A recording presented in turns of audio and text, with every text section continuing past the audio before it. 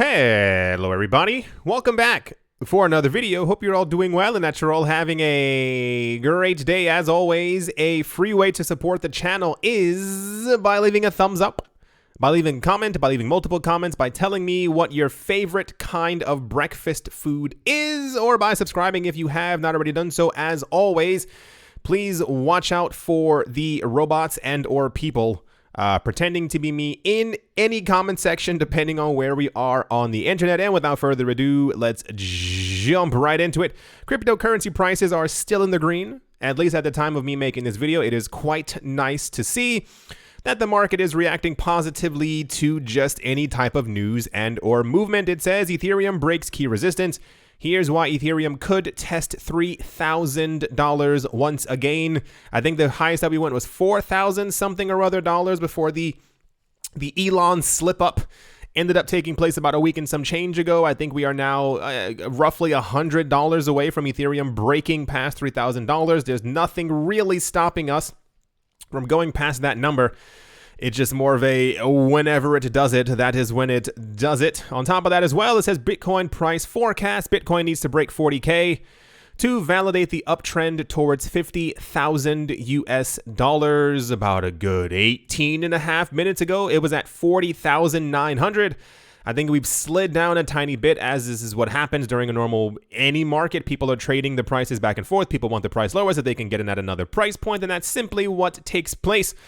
So, yeah, a lot of people are quite optimistic as to where prices are going to go, how high they're going to be, what the next stage of all of this seems to be, as it were. It says crypto market cap recovers $600 billion in 3 days as Bitcoin tops $40,000.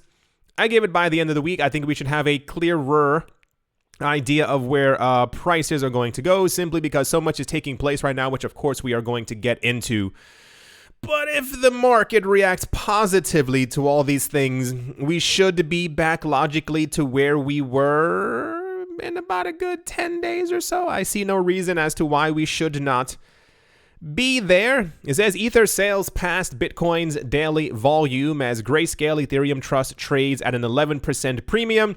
Ethereum is doing very well on all the metrics, all the usages, all the daily transactions, on the amount of this per day and the amount of money being transacted on its network. It's very close to Bitcoin, and on some metrics it has passed by Bitcoin. I assume this has to do with the entire EFT craze and people buying up more Ether, especially in larger quantities.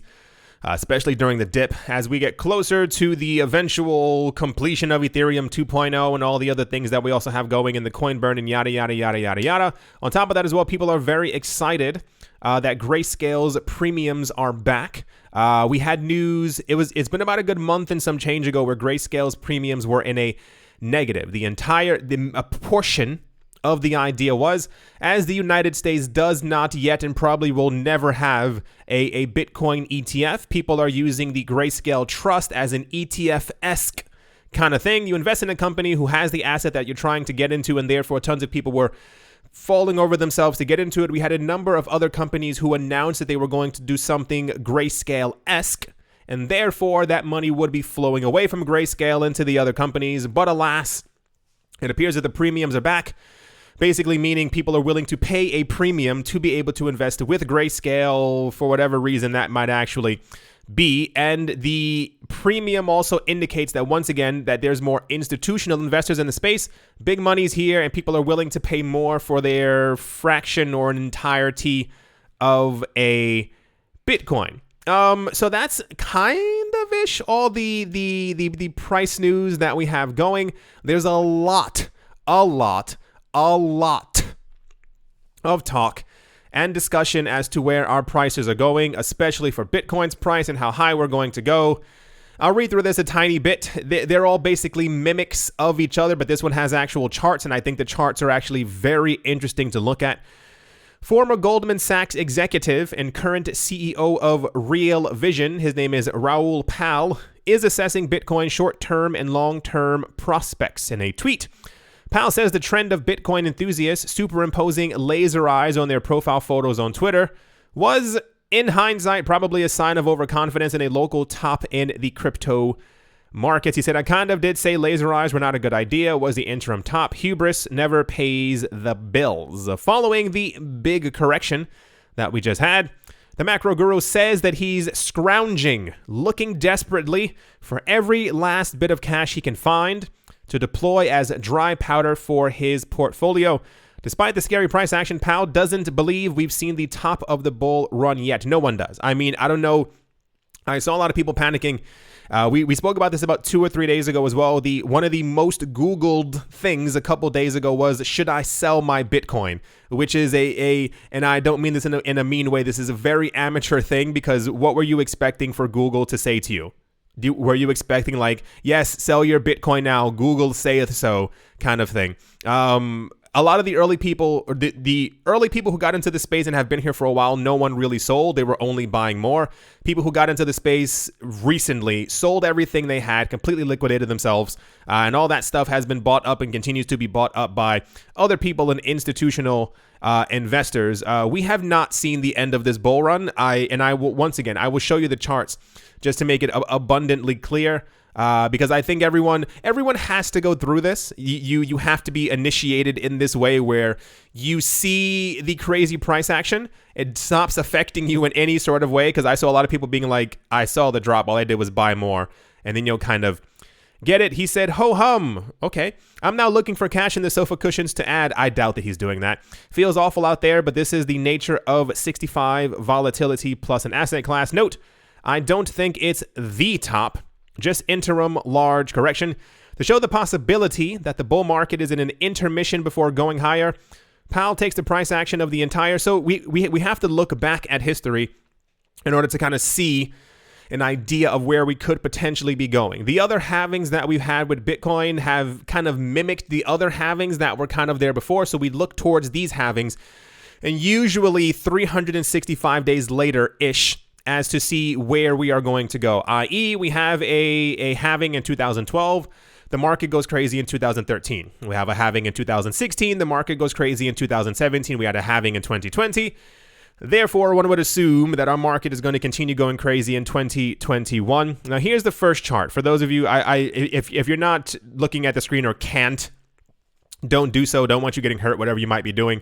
It's showing the current Bitcoin price compared to the other movements of the other bull run that we had between 2010 and 2013, as Bitcoin's price was steadily trying to move its way on up. If we continue, and it's even weirder when you look at the actual movements of it, it may not be a direct mimic, but it's fairly close. Like even this dip right here is this dip right here. It's just simply a couple of weeks or months off of each other.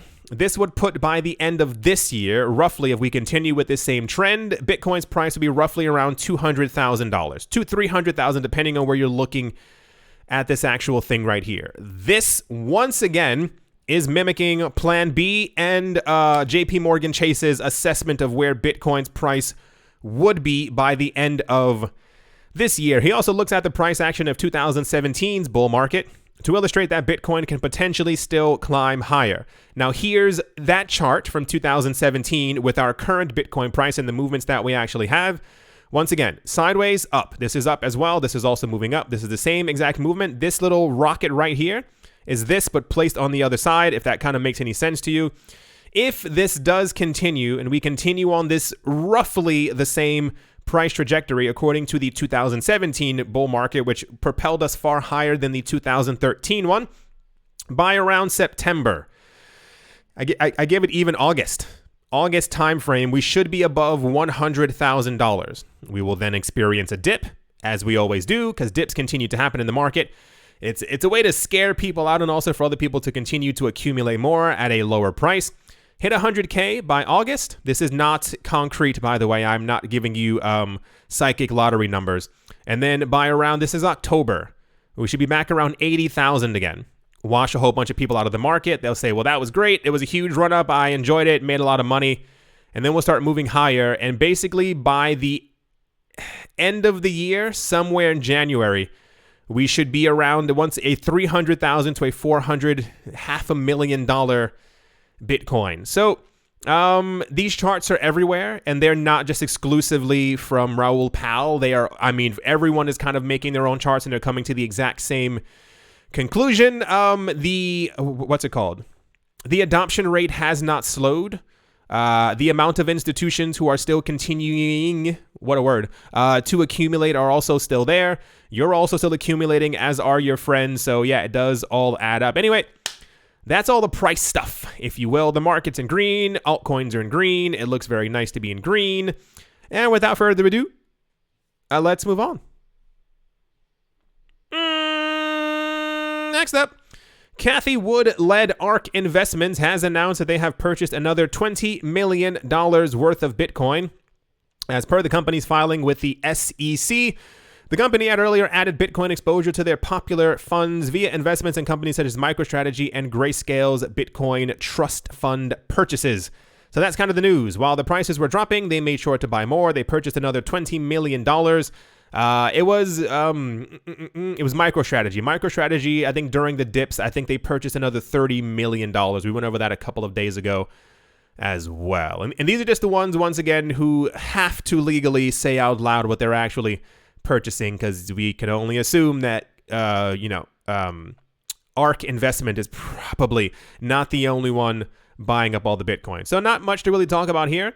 They bought another $20 million worth of Bitcoin, as one would assume. And let's move on. Next up, also wow, this is mega popular news.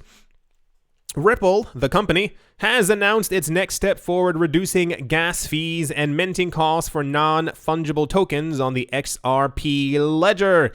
Since the beginning of this year, some of the biggest stories in crypto have come from NFT. In an official statement from Ripple released this morning, the project announced its intention to fight high gas fees for trading and mint fees for NFTs. Despite the meteoric rise of NFTs, interest has dwindled a bit lately because they got so expensive. People, I don't know if you saw, there was a couple days ago, probably not. I scour the internet for news like this and information. There were people who created NFTs. Oh gosh, what was it? It wasn't the it wasn't the $1 million red dot thing, which is also a little insane. There was someone who created a piece of art. It was like $6,000. It was an edition of 200. And people were immediately trying to resell it for like $1 million. And it's like, that's not how prices for things work, right? It takes like a gradual amount of time and interest for people to... Ripple's announcement plan is aimed directly at minimizing these fees by integrating NFT marketplaces onto the XRP ledger. The assimilation, to XRP will give both buyers and sellers a more cost-effective and overall pleasant experience when operating in the NFT space. Another advantage of the planned integration is the green energy savings the XRP ledger is set to provide over proof-of-work blockchains that mint NFTs. So I assume this is they're trying to tiptoe or ram their way in, basically, because the largest discussion right now is how much electricity NFTs use, and therefore if you are on a proof of stake network or a pre-mined network, therefore you're not using as much electricity as you would if you were on Bitcoin or Ether or Litecoin or any other whatever is actually going on out there. I think this will catch on quite quickly. I think this is simply, once again, I think NFTs are the ICOs of 2017. I think they'll continue on after the NFT space has kind of into the ground. That's not a thing, but you understand what I'm talking about. But yes, I do think this will actually be big. Here's the actual tweet for it right here. It says, a better and more sustainable approach to NFTs, ? GM of Ripple X Monica Long SF shares why it's possible with the XRP ledger. So we're hearing about this from Cardano and Ripple. I'm not sure if I brought you a lot of that news in the last couple of days. They're both trying to enter into the NFT space and basically tell people, hey, it's cheaper with us, it's more cost effective, and stuff like that. This will also increase the usage of XRP, and people will love that. And if you can start buying stuff in XRP and XRP, you kind of get the point. Anyway, very popular news floating all over the place. I assume during the course of the day, we will get more news about this. I didn't see a time frame anywhere. I saw that there was a lot of discussion as to that this was possible, not as to on this date it will explicitly be possible. Anyway, that's the Ripple NFT XRP news, and let's move on. So here's probably the largest, if not the most important news story of the day. I will give you my opinion on it. as I normally do, after Elon Musk and MicroStrategy CEO Michael Saylor revealed the revelation of a newly created Bitcoin mining council, the news became a viral subject. While some crypto supporters like the idea, others have been skeptical of a couple of billionaires having closed doors meeting with North American Bitcoin miners.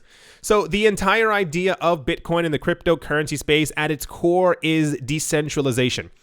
The entire idea is it is an open network for everyone. When new things are proposed, when upgrades happen on the Bitcoin ledger, when they happen on the Litecoin blockchain or anywhere else, it is done by a vote. The entire idea is these new proposals come out. They're usually placed on GitHub. Everyone can look at them. Everyone can review them. They say yay or nay. The proposals go through usually a half year to a year of people voting, looking through the code, making sure that it is right for the proposal. And at the very end, they go, okay, we're locking it into the system. Everyone start voting. This is what's actually happening right now with Taproot. We're basically, remember the excitement that I had when I was like, we have 25% of the network. We have 70% of the network. We have 95% of the network saying a thumbs up for it. That means everyone around the world, in every single country, all the different places who are mining Bitcoin, able to put their thumb up and say, hey, in a decentralized manner, I live in Argentina, you live in Norway, you live in Mexico, you live in Japan. We're all saying yes for this thing. And therefore, when everyone says yes, that's how the proposal goes through. And that's how we get upgrades in a decentralized manner, because there's not just simply one king at the head of a table who's saying, yes, this is what should happen. So what took place was there was a discussion on Twitter. We saw that a couple of days ago where everyone was fighting back and forth, and Elon Musk was making fun of a whole bunch of different people. And at some point, they came up with the idea of having a, what are they calling it? A Bitcoin mining council. This is a problem for a number of reasons, because when you have a council, I'm going to assume it's going to be a council of no more than 10 people. I'm going to assume that their net worth is going to be easily, each individually, over $100 million. The entire idea is that these individuals would then come together to say, hey, X, Y, and Z has to happen on the network. We believe that this is what's best for the network. These things should take place on the network. And then everyone else is supposed to follow through with their proposal. Do you see the problem? It gives us a head of a dragon, and we do not want the head of any dragon in the cryptocurrency space. It is even okay to have a 1,000-head hydra, if you kind of can think of an animal in this sort of way, where not one head can speak at the exact same time. They kind of all speak, and we listen to them, and we say, okay, this is what we all believe as a community is great for the network. So this is why a lot of people, the people who agreed with them are people just probably who don't understand, I didn't get it before, but there are tons of people who think that Elon Musk is actually the greatest thing that's ever happened to humanity. Like, I understand he's a philanthropist, and I'm sure he's donated tons of money to tons of different things, but he is not God, and he is not the creator of Bitcoin. Even scarier, they've done actual, surveys before where they've asked people around the world, who do you think created Bitcoin? And Elon Musk's name comes up quite frequently. And part of the problem is this leads us into another US dollar type of situation, because if you use enough money and enough influence to stand at the top of the pyramid, and enough people believe that you created something or believe that you should have say or dominance over the network, and you say, do this, act as I say, 20% of the population will go, well, God just spoke. We have to do exactly what he says. Not saying that he's God, but you understand, I have to give it to you in this sort of context. So this is very bad. We've had a couple of these before in the past. I believe it was 2012, 13, 14, and 15. There were New York agreements, and I think there was an Amsterdam agreement, and there were all these other things where these rich people basically came together trying to discuss that, hey, this is a Wild West kind of place. We need to come together, make sure that everything is, they won't use the word centralized, but make sure that people have a place to go to be able to say, hey, what do you think about this? But the problem is it's once again just run by billionaires. The Winklevoss twins also tried this. I mean, you know, it's across the board. It's not just these two people on the screen. They've all tried it at some point. There was even there were multiple councils that tried to get formed together in 2017, 18, and 19, where basically these councils would rule over the cryptocurrency space, and they would then take whatever information they had from the space and give that to the SEC and the CFTC. I forgot what they called these little groups, but it was it was no more than 7 or 8 very wealthy people who were going to decide the actual upgrades, and these people would take that information to the to Blockstream and all the other people who are creating the code for Bitcoin, and therefore yada yada yada. Yeah, there we go. There was the Hong Kong and New York agreements. On Monday, Elon Musk told his Twitter followers that he recently spoke with North American Bitcoin miners.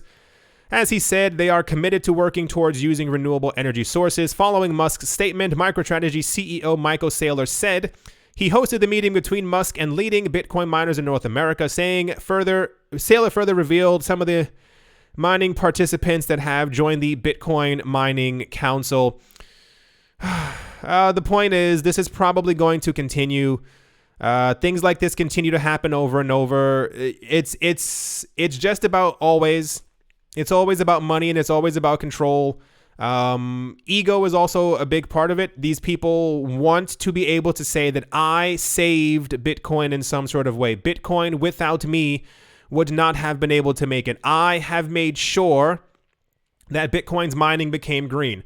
I made sure that we moved to renewable energies. I made sure that when the Lightning Network wasn't being adopted, that I told other people to get into the Lightning Network, and I made sure they did this. When Bitcoin's mining was failing because of the situation in China, I made sure that I came forward and took the initiative to be able to create the Bitcoin. We don't need these things. Bitcoin has survived for a very long time without any head councils deciding what everyone else has to do on the network at a given time or a given date. It works. Decentralization works because it works. Because it's decentralized, there's not one single point of failure.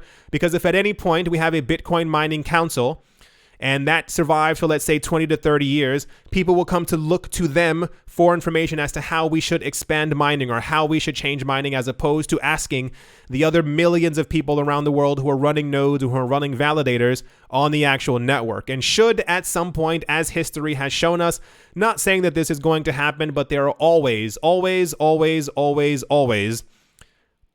tyrannical leader who will come forward, try and take control of everything, and it's not needed in this space.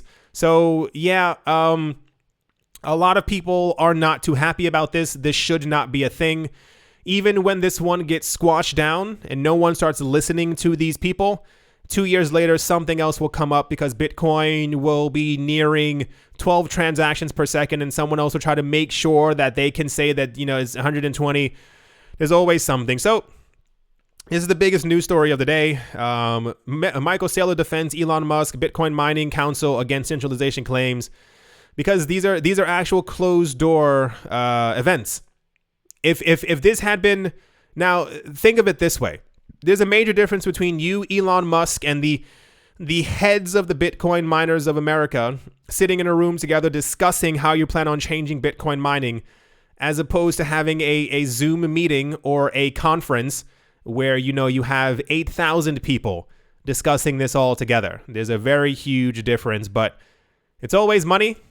It's always people trying to make sure that they are the head of the dragon, but that's not what we need in this space. And on top of that, just to brush over this quite quickly, Elon Musk has been saying that there are ways to improve Bitcoin and subsequently also improve every other blockchain simply by increasing their transaction size and increasing their capacity and their this rate and all the other things that I don't really feel like getting into it. We've gone over this before many other times. We've tried all these things. I'm not sure, and I mean this in the nicest way, I'm not sure if Elon Musk is just completely brand new to the space. These have been proposed since 2013. People have been looking for very easy ways to make sure, if Bitcoin could have easily gone to 1 million transactions per second overnight, it definitely would have. Same exact thing with every other blockchain that's not Bitcoin, especially if they're ruled or governed by other people or other people who, have the consensus over the network. It definitely would have happened. This usually breaks the network. It leaves no space for other things to actually take place. Because one of the major things right now is that he's talking about that we could simply just use Dogecoin for everything if we simply scale it by 10x. And the usual answer is, well, why didn't we think of that? Thanks, sir, for telling us something that we could have also done several years ago before you even knew about crypto, but this is also a major thing right now. He's just picking fights with everyone, and I'm not really. I think he's just bored. Have you ever seen these documentaries online when rich people get really bored of the kind of stuff that they do? There was one I saw a couple of years ago. There was this woman who used to work for like the wealthiest people in London. And she said sometimes they would call you with the weirdest things in the entire world. They would go like, "Can you buy me a Birkin? But I want it to be filled with $100 bills to the brim when you give it to me." And she's like, "Sure, okay, I'll do that." She said one day this person called her, and they said, "Hey, whatever your name is, can you get me a helicopter?" She's like, "Yeah." "Okay, cool. Can you spray paint it gold?" And she was like, Yeah, we can do that. Okay, have it here by 4. So she bought a helicopter, spray painted the whole thing gold, and put it on that person's front lawn, and that's what they wanted. I think rich people just get really bored, and they're looking for new projects.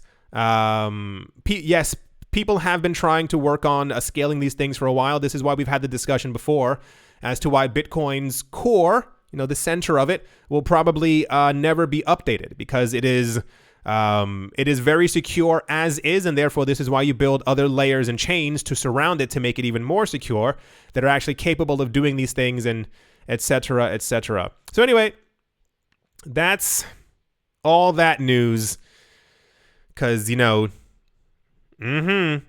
let's move on. And to finish things off, the Cardano network has hit a new milestone, as 1 million wallets have now been created on the Cardano network. The milestone was reached at a time in which thousands of new wallets are being created every day, as presumably more users join the network. The update was shared by Cardano community Twitter account, which added that over 70% of all Cardano in circulation, worth around $34 billion, are being staked across the world in nearly 2,500 active pools. That is decentralization. 2,500 pools across the entire planet. That's a great number. So the news is Cardano is popular. It's getting more and more popular. I'm seeing the price predictions popping up once again. All it took was a day and a half of prices moving back up, and now everyone's talking about it. Cardano is still gearing up for smart contracts and NFTs and all these other things. I don't think there's an actual time frame. I've been looking around. I think Hoskinson said a day or two ago that it's soon, whatever that might actually mean. I think the network will really take off. I'm still looking forward to that $10 ADA that we're definitely going to have, because I think we were very close to $3 before, or something like that, before the whole Musky thing happened. But yeah, very good times in the cryptocurrency space. I'm really looking forward to see exactly where all these things are going to go. I do think a lot of blockchains at the moment, at least, are hyper trying to solidify their place in the market. I think a lot of coins that we have right now will be with us for a very long time, which is, so I find some of these things quite interesting, because I may have mentioned this to you before. I have like price checkout points for altcoins, i.e., when this coin gets to a certain amount, I plan on selling half because I want a vacation home. I won't lie to you. But I think it's fascinating in that none of us know exactly how long these blockchains will be around. I assume Ethereum has a good, 25 years ahead of it and all these other things. But if these are the prices now, kind of like, what will the prices be sometime in the future? So I sit there thinking sometimes, I'm like, imagine if Cardano hits 10, I sell half, and then in like the year 2040, it's like $230 per coin. And I'm like, I wish I never sold. I think of these things kind of like a futuristic FOMO, or like futuristic hindsight. I don't know what I'm talking about. Anyway, that's all the Cardano news, and let's move on. As always, a very special thank you to all of my Patreon supporters. Professor Wally from Gunbot University, The Dealer's Den, Red Plump Tomato, Umnu, Wishnicki, Letter M, Stephen Dirks, Not Brain, Captain Something in the Z-Way Lay, Crypto Black Sheep, AJ Cut 5, and Carlos was like, Mo Barazi, Speedy 605, what? Speedy 605.5. I can't even read English. Mobarazi, Jojo, Shawshow, VB Nerd 21, Miguel Grolet, Lauren DeSilva, Quoted Biddy, Barebones Mining, Troy Allgood, Space Case, Need a Miracle, Pattern Nasser, Conan Doskip, Leg Day, Snacky Chan, Tolek Banan, Auspicious Agile and Blockchain Navarro, Williams, David James, Attila the Han, Yasha Harari, Utopia 569, Moonman High, XRP, Martin Storio Nostromo, John Sarson, The Animal Reader, Ibibliophobia, Todd Mullis, Adam Grayscale, Moha Maroni, Vast Adventures in Thailand, Jared Schneider, Wise Night Owl, 242 to the World, Bankroll Network, yay, Crypto Artist, Coldly 3D, Damien, Setsuna, Richie Richard III, Vlad the Impaler, Paxis, Nick Manji, Alavodi, Anthony Charles, Jim Gardner, Jim Gardner, Jeremy Fox, Minting Coins, Miller, Hitch Test, Everyday and Cowskips, Leg Day, Yes to Crypto, Bodeming, Boatface, Anytime Fitness, Moss Corner Staff, Arfmedic17, Bake Me a Cake, Tigger and Machanisa, On Crypto with Lionel, Crail and Michelle, URL and Bolero Bastos. Yay, I did it. Thank you all very, very much for your support. Thank you to everyone who is a member of the channel who clicked the little join button below. Thank you to everyone who is a subscriber, who is a liker. What is that? Oh, it was the microphone cord rubbing up against my chin and it felt like a bug. It was very weird. I was trying not to panic. I was like, what is that? What? Okay. Anyway, at the moment, Bitcoin is at $40,300. It is up by 6.4%. Ethereum is at 2,856. It is up by 12%. Binance coin is up by 12%. Cardano is up by smidge. Oh, there we go. 15%. It is at $1.77. That's amazing. XRP is above $1. It is at it's at $1 and it is up by 6%. There we go. That makes a bit more sense. Polkadot is up by 11%. Uniswap is up by 13%. Chainlink is up by 23%. Wow. Litecoin's up by 10. Matic Polygon is up by 35. Jeez Louise. Solana is up by 19%. VeChain Thor is up by 19%. Theta is up by 17. EOS is up by 13. I assume this EOS news has to do with the what was it? They're making a crypto exchange on top of EOS, and they're also changing Voice to an NFT platform, which I think is also going to be utilizing EOS as well. Not really sure. Tron is up by 8%. Aave is up by 11%. Neo is up by 11% as well. Shiba Inu coin is only up, I'm shocked, only up by 3%. I was expecting so much more from you. Maker's up by 8%. FTT token is up by 12%. Crypto chain token chain is up by 8%. IOTA is up by 9%. Cosmos is up by 10%. Pancakes are up by 13%. Celsius is up by 5%. Huobi token is up by 6%. Luna is up by 25 percentile points. Kusama is up by 10%. Rune Chain, Thor Chain is up by 18%. Avalanche is up by, I always think it's funny because avalanches go down and this one's always going up, by 11%. Compound is up by 11%. And Hedera, H-Bar, Hashgraph, Teller, Hashgraph Bar is up by 10% as well. It is very nice to see prices in the green. It's nice to see the market reacting appropriately. I do hope you all enjoyed. I do hope that you all are having a great day, a great morning, a great afternoon, a great evening, wherever you are, wherever you might be. I do hope that it is absolutely fantastic. Thank you all once again for watching and or listening, and I will most certainly be talking to you all soon. See you.